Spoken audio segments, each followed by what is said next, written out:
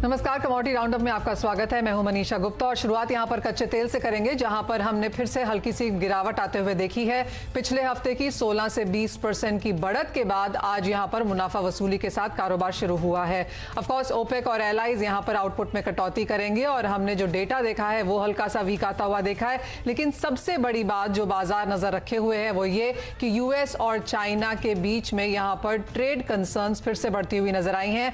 US ने कहा है कि वो फिर से ट्रेड टैरिफ्स चाइना के ऊपर लगा सकता है और उसका असर हमने यहां पर कच्चे तेल में आता हुआ देखा है।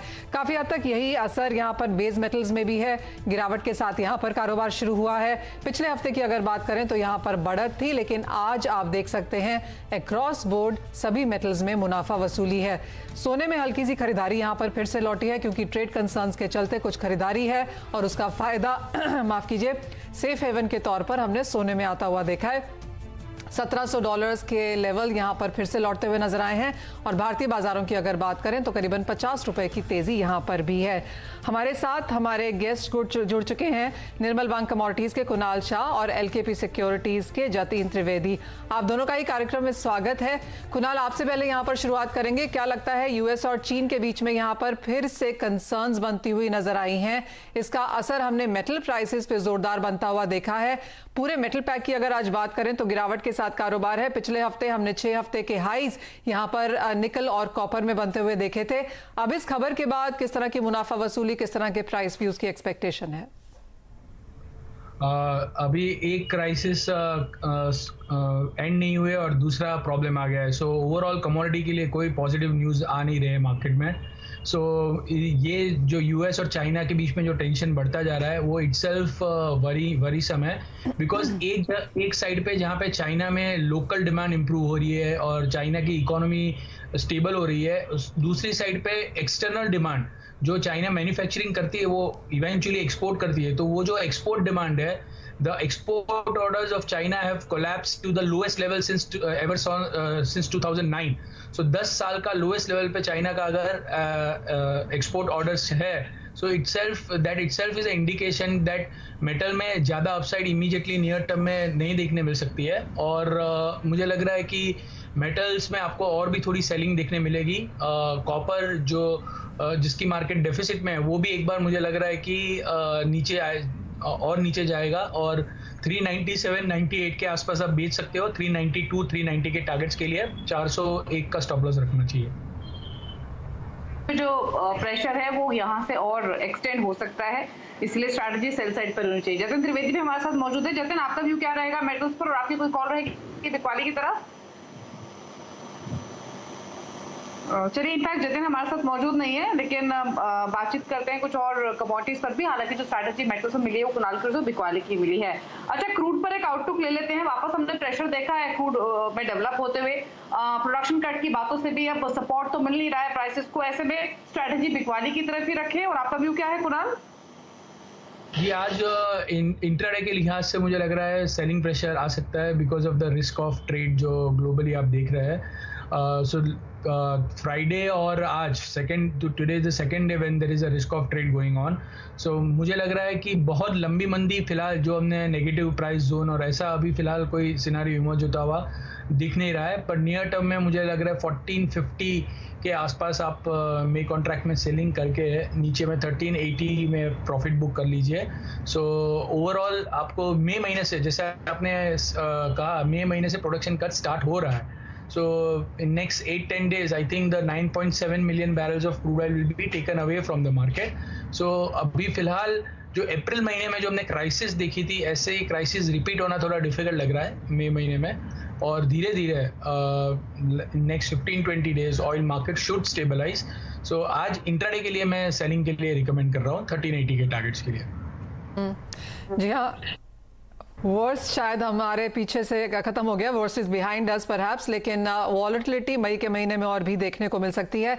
जैसे कि हम आपको बताते रहे हैं कि कुछ स्टेबिलिटी या खरीदारी जो है वो जून के महीने से यहाँ पर आपको देखने को मिलेगी, रिकवरी तब, लेकिन मई में अभी भी यहाँ पर उठापटक की उम्मीद है। नजर अब डालेंगे सोने के भावों पर, क्योंकि यहाँ पर हमने फिर से खरीदारी लौटते हुए देखी है। पिछला हफ्ता यहाँ पर मुनाफा वसूली का था, लेकिन यूएस और चाइना की जो ट्रेड वॉर की कंसर्न्स हैं, जिसको यूएस प्रेसिडेंट ने कहा है कि चाइना को उसके लिए तैयार रहना चाहिए और टैरिफ्स यहां पर लगाए जा सकते हैं, उसका फायदा हमने यहां पर सोने में आता हुआ देखा है।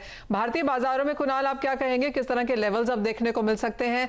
लॉकडाउन में ऑफ कोर्स यहां पर एक्सटेंशन है, लेकिन बाजार ने सॉवरेन गोल्ड फंड में खरीदारी यहां पर अच्छी होते हुए देखी है, हालांकि इन्वेस्टमेंट मांग यहां पर बरकरार लगती है।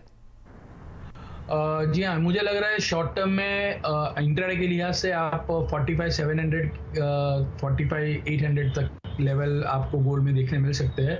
मैं बहुत ज़्यादा बुलिश इन नियर टर्म में नहीं हूँ, बट मैं मीडियम टू लॉन्ग टर्म में बहुत ज़्यादा बुलिश हूँ। नियर टर्म में मेरा असेसमेंट ऐसा है कि लॉकडाउन ओपन होते फिजिकल में थोड़ा बहुत सेलिंग दिखेगा और ओवरऑल थोड़ा बहुत करेक्शन आपको जो डलनेस फिजिकल मार्केट में उसके कारण आपको फ्यूचर्स में भी देखने मिल सकती है। सो इंट्राडे के लिहाज से 45,500 में बाई करके 45,850 या 900 के लेवल्स आपको गोल्ड में देखने मिल सकते हैं और बहुत ज़्यादा इमीडिएटली ऊपर जाएगा बिकॉज डॉलर इंडेक्स भी स्ट्रांग हो रहा है फिलहाल। सो ओवरऑल एपेटाइट कम है इन्वेस्टर्स का। सो मुझे लग रहा है थोड़ा बहुत प्रॉफिट टेकिंग देखने मिलेगा बाद में, but long term by the end of Diwali या दिसंबर तक फिर से गोल्ड कंजर्वेटिवली $1,800 to $1,850 आपको कॉमेक्स पे ट्रेड करता हुआ और एमसीएक्स पे 48,000 to 49,000 कंजर्वेटिवली ट्रेड करता हुआ देखने मिलेगा।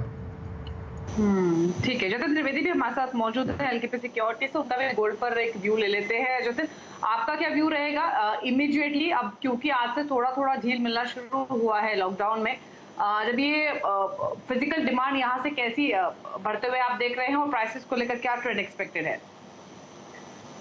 अभी भी गोल्ड का मार्केट जो है कहीं ना कहीं रेंज बाउंड से लेके बुलिश ट्रेंड जो है वो इंटैक्ट है।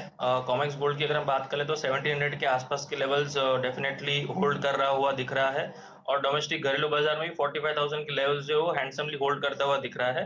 ट्रेडर्स पर्सपेक्टिव से अगर फिजिकल मार्केट में अगर कोई अप्रोच करना चाहता है या इन्वेस्टर पर्सपेक्टिव से, तो यहाँ पर बाइंग अपॉर्चुनिटीज बनेंगी, लेकिन जब ज्वेलरी स्टोर्स खुलना शुरू होते हैं इंडियन मार्केट्स में पूरी कंट्री में, तब जाके उसका डेटा जो आएगा वो देखने लायक रहेगा कि यहाँ पर बाइंग किस तरह से हो रही है। फ्यूचर्स मार्केट में डेफिनेटली इंटरेस्ट जो है वो बहुत अच्छी तरह से बना हुआ है। तो हमारा ये मान के चलना है कि गोल्ड के अंदर जो बढ़त है वो कंटिन्यूस दिखती रहनी चाहिए।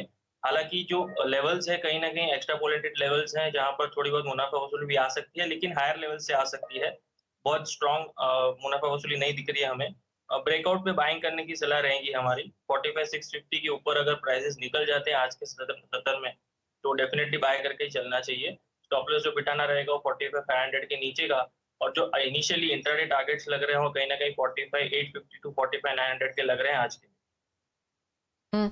और आपकी स्क्रीन पर वो फ्लैशेस आते हुए ऑयल मिनिस्टर की तरफ से, जहां पर उन्होंने कहा है कि सस्ते कच्चे तेल का फायदा उठाते हुए खरीद की गई है और स्टोरेज को इसको यहां पर भरा गया है। ऑयल मिनिस्टर ये भी कह रहे हैं कि पूरी जो भारत की क्रूड स्टोरेज की क्षमता है 2.5 करोड़ लीटर्स की, उसको पूरी तरह से भरा गया है। तो ऑफकोर्स काफी समय से हम आपको यही बता रहे हैं कि जो कंट्रीज हैं, चाहे वो प्रोड्यूसर कंट्रीज हैं या कंज्यूमर कंट्रीज हैं, उन्होंने यही कहा है कि स्टोरेजेस यहां पर बहुत जल्दी भर रही हैं। यूएस की स्टोरेजेस 89% तक भर चुकी हैं। यही हाल हमने यूएई में से आते हुए देखा।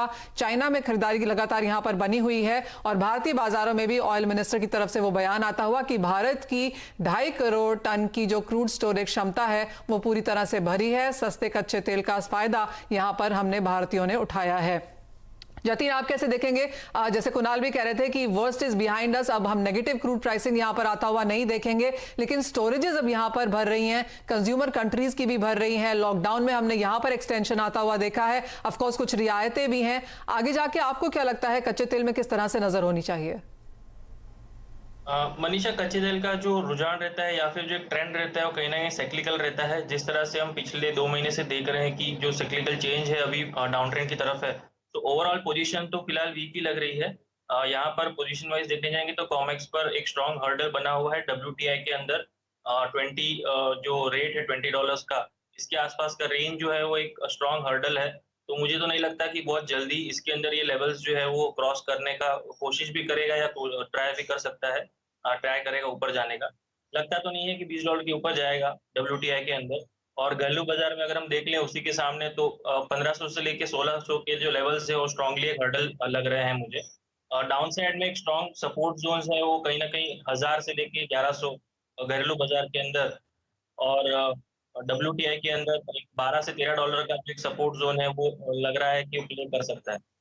फिलहाल तो ओवरऑल ट्रेंड वीक ही लग रहा है। सेल ऑन राइज की स्ट्रैटेजी मेंटेन रखनी चाहिए जब तक $21 के ऊपर ये होल्ड नहीं WTI।